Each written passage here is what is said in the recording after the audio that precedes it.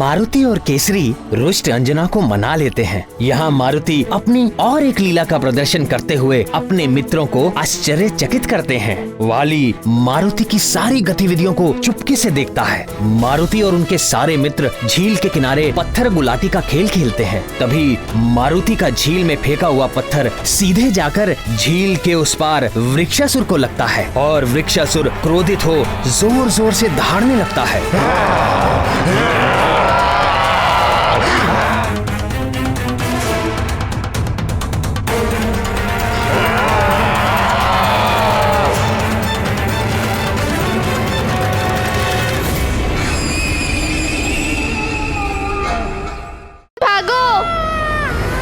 केसरी पुत्र, मुझे बार बार छेड़कर उत्तेजित करने का दुस्साहस ना कर।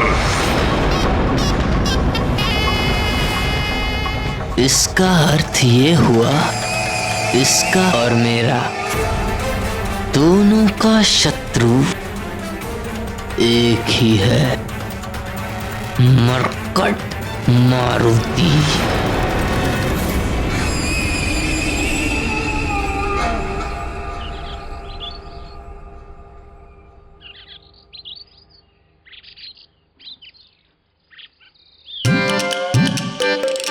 इतनी तीव्र गति से मैं आज तक कभी नहीं भागा।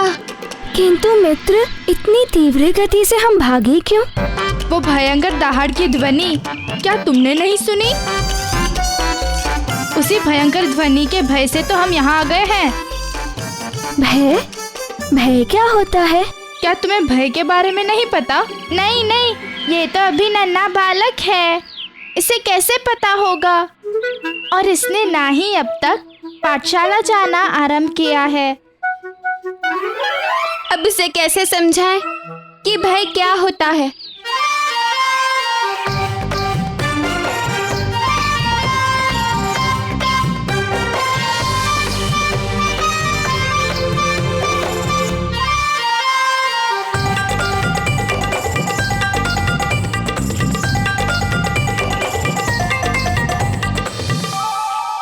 मित्र, भय अर्थात शेर की भयंकर दहाड़।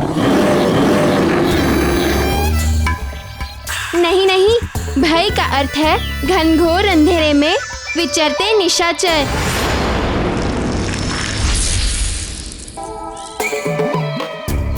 अरे मित्रों, ये क्या ज्ञान दे रहे हो नन्हे बालक को? भय का अर्थ होता है गुरुजी की छड़ी। ठहरो, तुम सबको कुछ नहीं पता। थोड़ा ज्ञान मुझसे ले लो। जब कभी मन घबराए या फिर प्राणों पे संकट बनाए, माता पिता का स्मरण हो आए, या कहो नानी का स्मरण हो आए। हाँ, तब समझ लो, उसे ही भय कहते हैं। कल अमावस के दिन, और यदि तुम कल मेरे हाथ लग गए तो कोई देवता भी तुम्हें मेरा भोजन बनने से बचा नहीं पाएगा। वाली महानतम, ये तो तुम्हारे लिए अत्यंत ही शुभ संकेत है।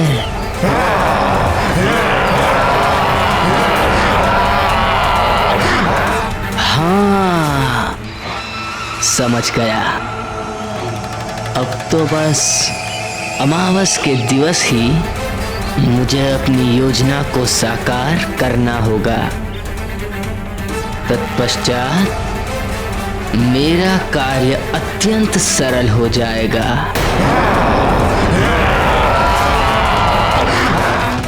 अब तो बस अपनी योजना अनुसार किसी भी प्रकार उस मायावी मरकट को वृक्षासुर की पहुंच तक ले जाना है।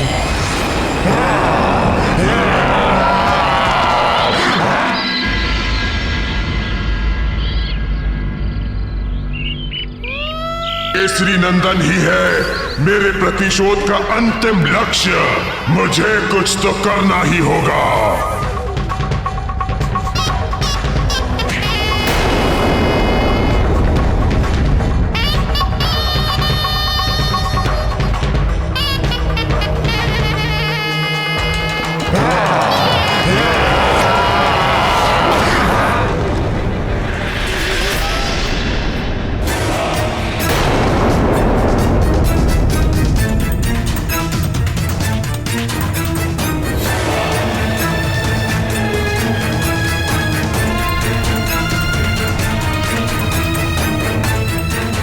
अरे ये मूर्ख फिर क्यों मेरी ओर चला आ रहा है?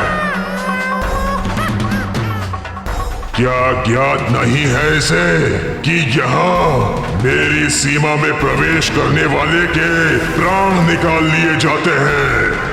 या इसे मेरा भय नहीं है? भय तो मुझे अभी भी प्रतीत हो रहा है उस भयंकर दहाड़ के बारे में सोचकर। हाँ, बड़ी ही भयंकर और डरावनी थी वो दहाड़।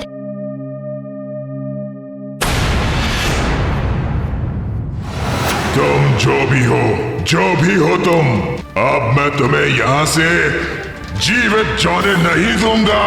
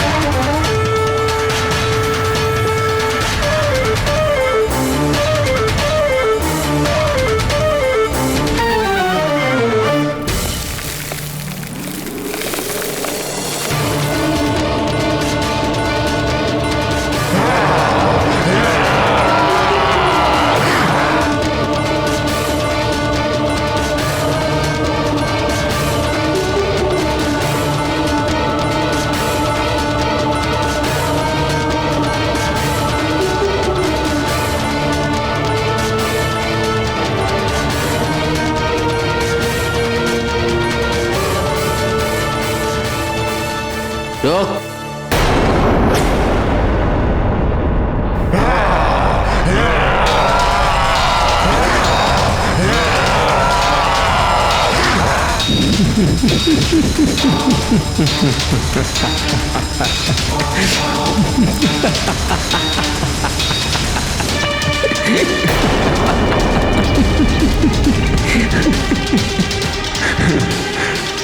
कौन हो तुम?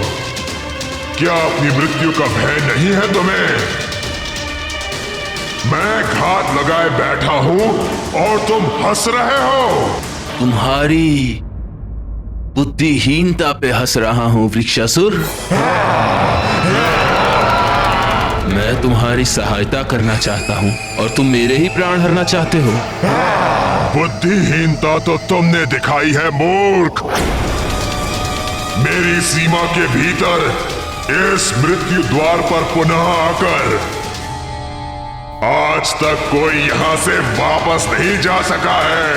अब तुम भी नहीं जा सकोगे और ना ही यहां तुम्हारी सहायता को कोई आ सकता है। केसरी नंदन चाहिए तो रुक जाओ।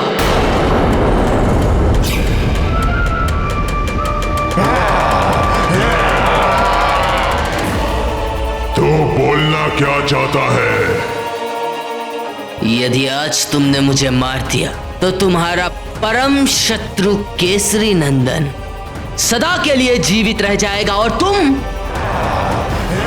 उस तक पहुंचने का स्वप्न संजोते रह जाओगे।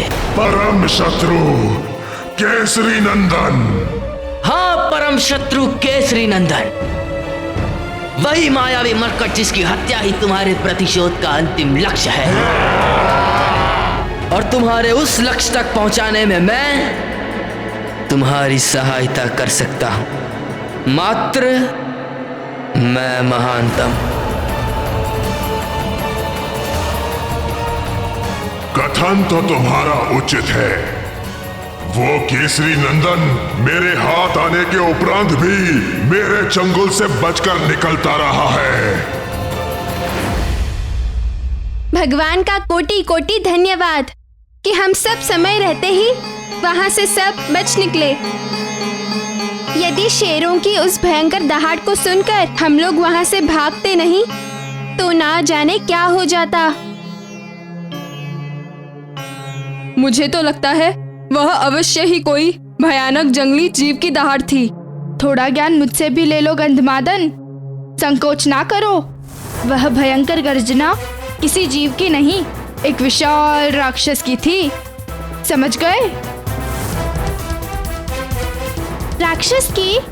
कौन सी राक्षस की? हाँ हाँ, उस राक्षस का नाम है विक्सासुर। विक्सासुर नहीं, वृक्षासुर नाम है उसका। बड़ा ही क्रूर और भयंकर राक्षस है वो। बड़ा ही उद्दंड बालक है वो। और क्या तुम्हें लगता है उसे मारने में तुम मेरी सहायता कर सकते हो? निसंदेह मात्र मैं महानतम ही तुम्हारी सहायता कर सकता हूं और उत्तरदायित्व निभा सकता हूं।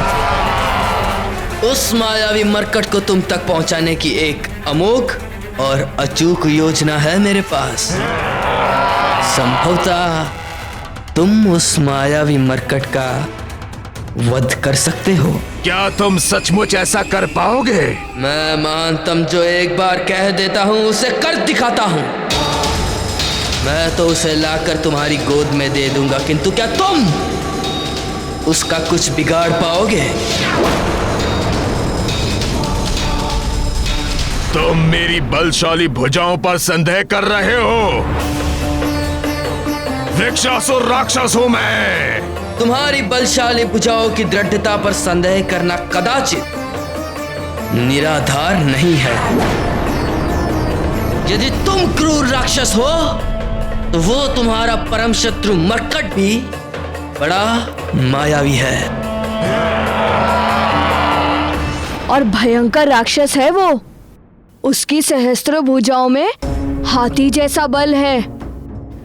उसकी लंबी और पैनी नख प्राणघाती शस्त्रों का सा अचूक कार्य करता है वो। उस मरकट की दोनों भुजाओं में सहस्त्रों हाथियों जैसा बल है। बिना शस्त्रों के ही वो मरकट अपने शत्रु के प्राण हर सकता है। और मैंने तो सुना है यदि उसके ऊपर किसी की छाया पड़ जाए तो वो उसे अपने चंगुल में जकड़ लेता है। एक बार पकड़ने के बाद उससे छूट पाना बहुत कठिन होता है। कठिन नहीं, असंभव कहो। छूट पाना असंभव हो जाता है। हाँ, असंभव को संभव करके दिखा चुका है वो। अपनी माया के बल पर अनेक बार मेरे हाथ आकर भी छूट चुका है, किंतु इस बार उसे छोड़ूंगा नहीं। बस कल अमावस के दिन उसे मेरे पास ले आओ। अमावस के दिन मेरी निशाचरी छल बल शक्तियां असामान्य रूप से जागृत हो जाएंगी, जिसका सामना करने से स्वयं मृत्यु भी भय खाती है। तो अब साथ साथ उत्सव मनाने की योजना भी बना लो। वो मायावी मरकट मेरी ओर से तुम्हारे लिए मित्रता का एक उपहार होगा। और तुम मेरी ओर से मरकट की चबाई हुई अस्थियां उपहार स्वरूप स्वीकार कर लेना।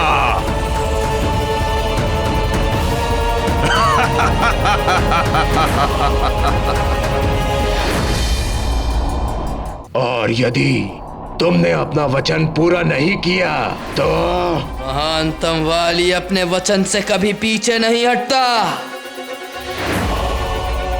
यदि तुम्हें अपने मित्र की मित्रता और सहयोग पर तनिक भी संदेह है तो लो, अभी इसी क्षण मुझे अपना आहार बना लो। लो,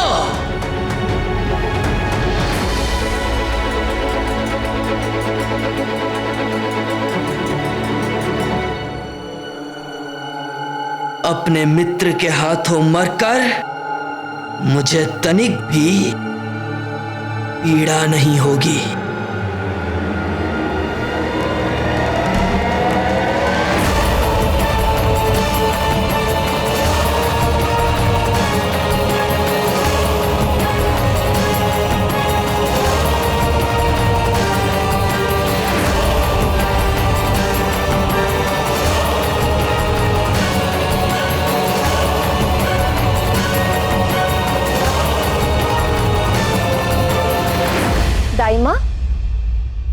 मारुति को देखा आपने? अभी तक लौट कर नहीं आया। नहीं महारानी, मैंने तो नहीं देखा।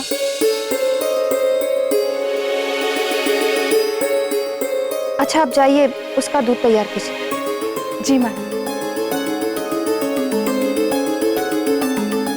मित्रों के साथ क्रीड़ा में मारुति को आजकल शुद्धा और तृष्णा भी नहीं सताती।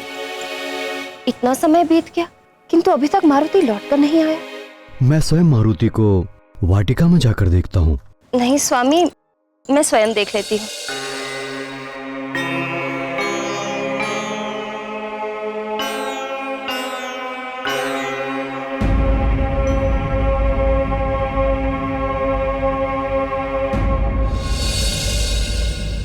अरे, वहां वाटिका में तो कोई भी दिखाई नहीं दे रहा है।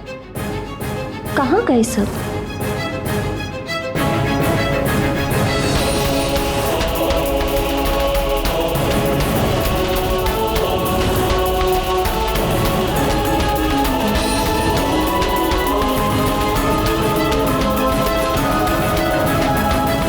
इतनी आशंकित क्यों हो प्रिय?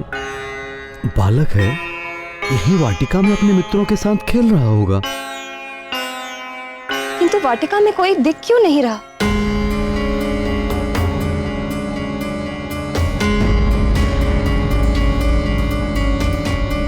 हो सकता है अपने मित्रों के साथ झील की ओर चला गया हो।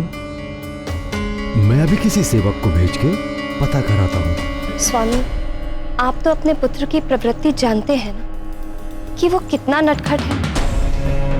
भय है मुझे कि कहीं अपने नटखटपन में वो अपने आप को ही हानि ना कर बैठे।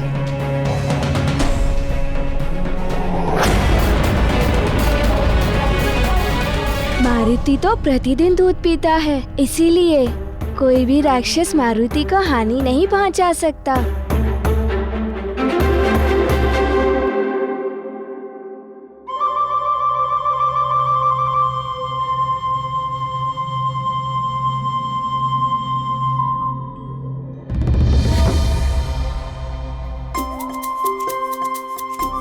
स्मरण आया, दूध। मारुति के दूध पीने का समय हो गया है। माँ प्रतीक्षा कर रही होंगी। चलो मित्रों, मैं तो चला दूध पीने। मेरे पुत्र को कोई हानि नहीं हो सकती, क्योंकि मैं उसे पहले ही समझा चुका हूँ कि अपने नटखटपन में कुछ भी ऐसा ना करे जिससे किसी को कष्ट पहुंचे या किसी भी प्रकार की हानि की संभावना हो। उचित है स्वामी, किंतु माँ का हृदय नहीं मानता। माँ के मन की व्यथा कोई नहीं समझता। माँ के लिए संतान तब तक ही सुरक्षित है जब तक वो उसकी आंचल की छांव में है।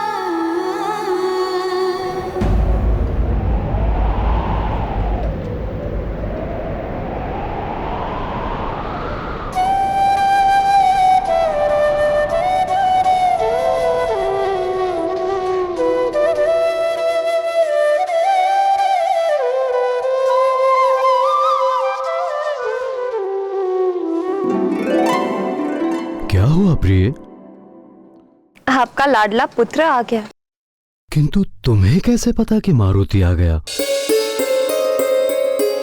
माँ हूँ, मन के नेत्रों से पुत्र के आने का संकेत मुझे पूर्व ही मिल जाता है।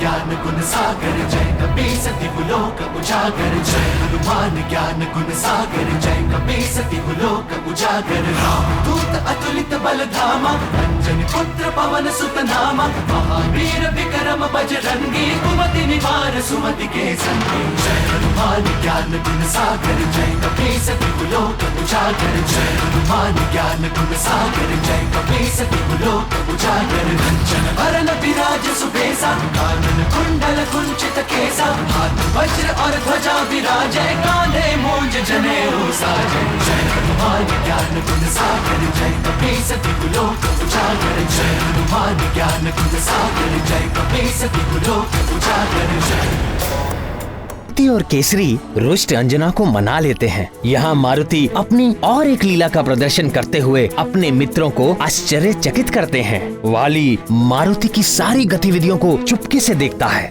मारुति और उनके सारे मित्र झील के किनारे पत्थर गुलाटी का खेल खेलते हैं। तभी मारुति का झील में फेंका हुआ पत्थर सीधे जाकर झील के उस पार वृक्षासुर को लगता है और वृक्षासुर क्रोधित हो जोर जोर से दहाड़ने लगता है।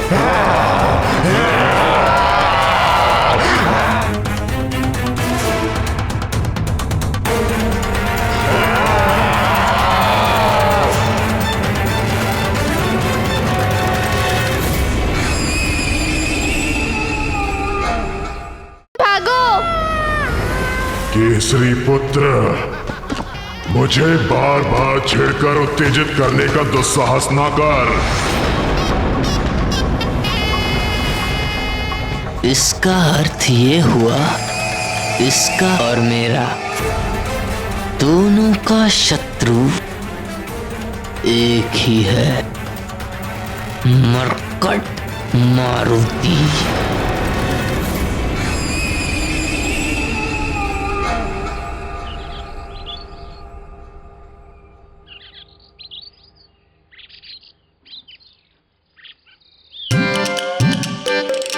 इतनी तीव्र गति से मैं आज तक कभी नहीं भागा। किंतु मित्र, इतनी तीव्र गति से हम भागे क्यों? वो भयंकर दहाड़ की ध्वनि क्या तुमने नहीं सुनी? उसी भयंकर ध्वनि के भय से तो हम यहाँ आ गए हैं। भय? भय क्या होता है? क्या तुम्हें भय के बारे में नहीं पता?